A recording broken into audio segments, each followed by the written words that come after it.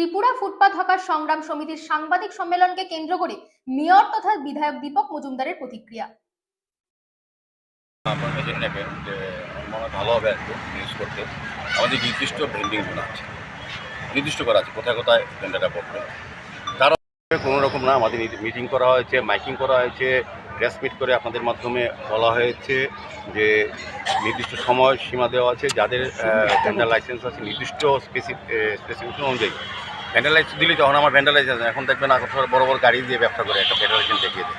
এই গাড়ির মাপ কত, পরিমাপ কত, তার সময় কত, কোন জায়গায় কী ব্যবসা করে, তার জায়গা কোন জায়গায় ভ্যান্ডার নির্দিষ্ট করা আছে, কোথায় কে ব্যবসা করবে, কত পরিমাণ গাড়ির মাপ হবে, কী থাকবে গাড়ির মধ্যে, সেইভাবে ব্যবসা করতে পারবে। এখন ভ্যান্ডার লাইসেন্স দিয়ে আমি সারা আগরতলা শহর বসে গেলাম একটা লাইসেন্স নিয়ে, এরকম হবে না তো।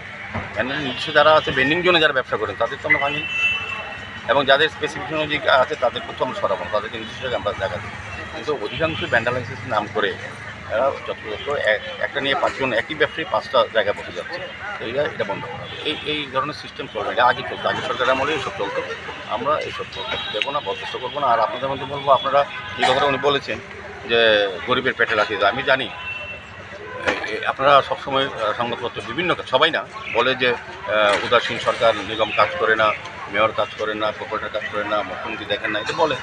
তা যখন আজকে যে ধন সরালাম আপনাদের কথা অনুযায়ী, তখন কালকে আবার অনেকে লিখবে যে গরিবের পেটে লাথি দিয়েছে বিজেপি সরকার, অমানবিক মেয়র, অমানবিক বা কর্পোরেটর, এই বলবে।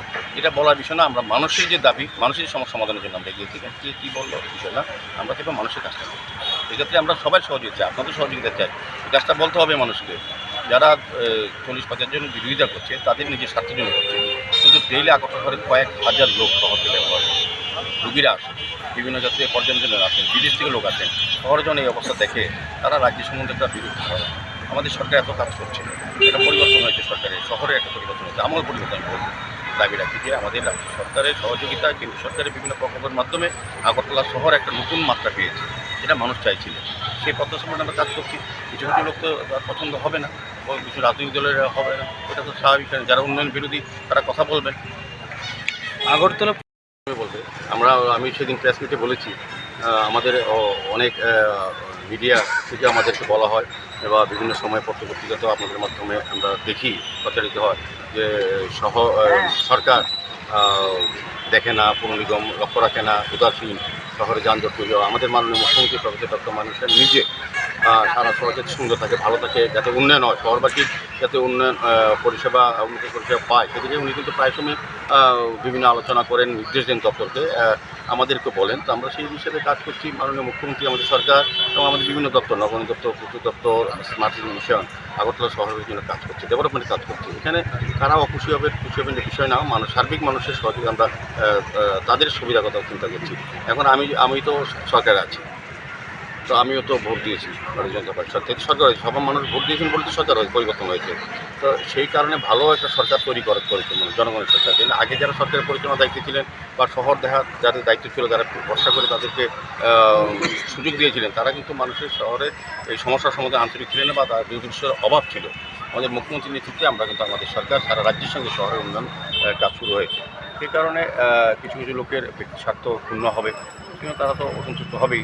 সরকার আনলে যে আমি তো সরকার এনেছি, সবাই তো আমরা সরকারের পক্ষে আছি, আমাদের সবাই প্রতিষ্ঠিত সরকার আছে, ঠিক আছে, আমাদের কথা আমরা আপত্তি করছি না। তো তার মানে এখন রাজপথ দখল করবো, সরকার আছে বলে আমি ফুটপাত দখল করবো, স্বাভাবিক অন্যান্য মানুষের অধিকার কেড়ে নেবো, এই দায়িত্ব সরকার আসলে হবে না। যে সরকার আসলে আমি ওই দোকানটা দখল করে নেবো, এরকম বিষয় তো সরকার তো সবার জন্য আছে। সরকার ছিল আগের যে ব্যবস্থাপনা ছিল সেটা জনবিরোধী ছিল, জনকল্যাণের কোনো দায়িত্ব নিয়ে সরকার কাজ করেনি বলে মানুষ তার পরিবর্তন করেছে। দুইবার সরকার এসেছে, একবার না, 2018 এবং 2023 মানুষ সরকারের আস্তে আস্তে ভরসা আছে। সরকারের যে পরিকল্পনাটি আছে জনগণের জন্য করা হয়েছে এবং জনগণের সরকার অনেক বছর পরে এই রাজ্যে চলছে।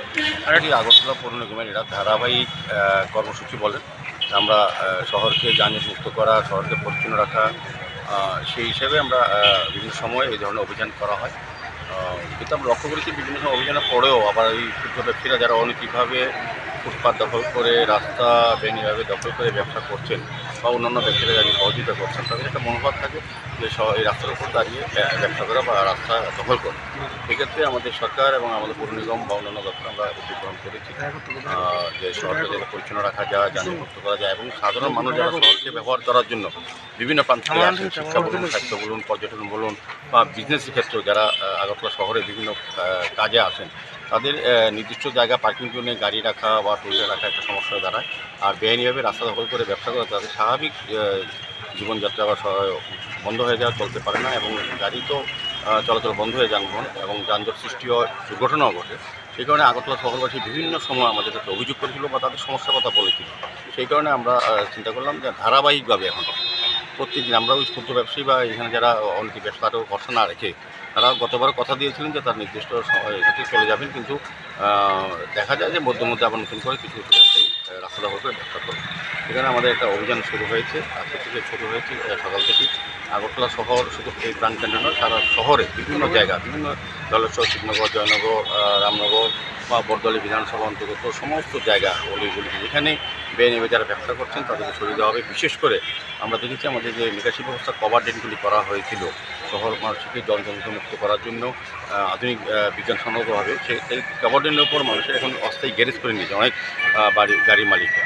তাদেরকে বলা হয়েছে, অনুরোধ করা হয়েছে যদি না করে নেন আজকে রাত্রির থেকে আমরা বিভিন্ন এলাকা ভিত্তিক ট্রাফিক দপ্তর থেকে উদ্যোগ নেওয়া হবে, পরিবহন দপ্তর থেকে উদ্যোগ নেওয়া হবে, আরক্ষা দপ্তরের সহযোগিতা এবং পৌর নিগমের আমরা সবাই মিলে এই কাজটা করবো যাতে শহরবাসীর স্বাচ্ছন্দ্যে শহরে আগরতলা পৌর নিগমের নাগরিক পরিষেবা গ্রহণ করতে পারেন বা আমরা দিতে পারি। সেই উদ্দেশ্যে অভিযান আমরা টানা অভিযান রাখবো। আমরা ব্যবসায়ীদের কাছে অনুরোধ করেছি অনেকভাবে যারা ভেন্ডার লাইসেন্স আছে তাদের স্পেসিফিকেশন অনুযায়ী 6 ফুট বা 4 ফুট যে নির্দিষ্ট ভেন্ডার লাইসেন্স থাকলেই চলবে না, নির্দিষ্ট মাত্রায় তৈরি করতে হবে এবং সচল টাকা থাকতে হবে যাতে রাত্রি 11টার পর যেখানে ব্যবসা করে তারা সরিয়ে নিতে হবে শহর থেকে। পরের দিন সকাল 11টার পর আবার ঢুকতে হবে ওই নির্দিষ্ট জায়গায় থাকবে যাদের যে জায়গাটা নির্দিষ্ট করা হয়েছে। কিন্তু আমরা লক্ষ্য করি ভেন্ডার লাইসেন্স ছাড়াই, অনুমোদন ছাড়াই অনেকে ব্যবসা করছে। বিভিন্ন ইউনিয়নগুলি তাদের থেকে বিভিন্নভাবে সুযোগ সুবিধা পাইয়ে দেবে নাম করে শহরের মানুষের যে অধিকার ফুটপাত ব্যবহার করা বা রাস্তায় সুন্দরভাবে চলাচল সেটাকে বিঘ্ন ঘটিয়ে তাদের কার্যক্রম চালিয়ে যাচ্ছে। সেদিকে আমরা কড়া পদক্ষেপ নেব।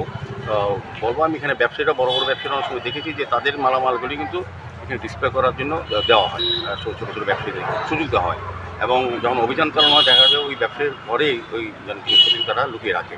আমরা যেটা দেখেছি এবং আমাদের পর্যবেক্ষণে যেটা আছে সেই ব্যবসায়ীদের বিরুদ্ধে আমরা ব্যবস্থা গ্রহণ করবো যারা যে অনৈতিকভাবে ব্যবসা করছেন রাস্তা বা ফুটপাত দখল করে তাদেরকে সহযোগিতা করছেন তাদের বিরুদ্ধে তাদের বিজনেসটা বন্ধ করেছে। বিশেষ করে আমি শকুন্তলা রোডে আমি বলবো এখানে দাঁড়িয়ে আছি জায়গাটা ফুলের দোকানদাররা খুব অসহযোগিতা করে, তারা রাস্তা দখল করে তাদের নিজস্ব ঘর আছে। আজকে আমি বলে দিয়েছি আমাদের আধিকারিককে ফুলের দোকান সমস্ত নাম লিস্ট বের করতে যাতে পেড লাইসেন্স বন্ধ করে দিতে এবং যে সকল ব্যবসায়ীর ফুল রাস্তায় বিক্রি করা হয় বা রাস্তায় বিয়ের সময় মৌসুমে যখন রাস্তা দাঁড় করিয়ে গাড়ি সাজানো 3-4 ঘন্টা লাগিয়ে যানজট তৈরি হয় এবং দুর্ব্যবহার করে সাধারণ লোকের সঙ্গে তাদের বিরুদ্ধে তাদের ফুলের ব্যবসাদের বন্ধ করে ফিরে দেবে সেই ব্যবস্থা গ্রহণ করার জন্য বলা হয়। সার্বিকভাবে আগরতলা শহরবাসী যাতে আগরতলাকে সুন্দর ব্যবহার করতে হবে তাদের দিকে তাকিয়ে আমাদের এই ব্যবস্থা।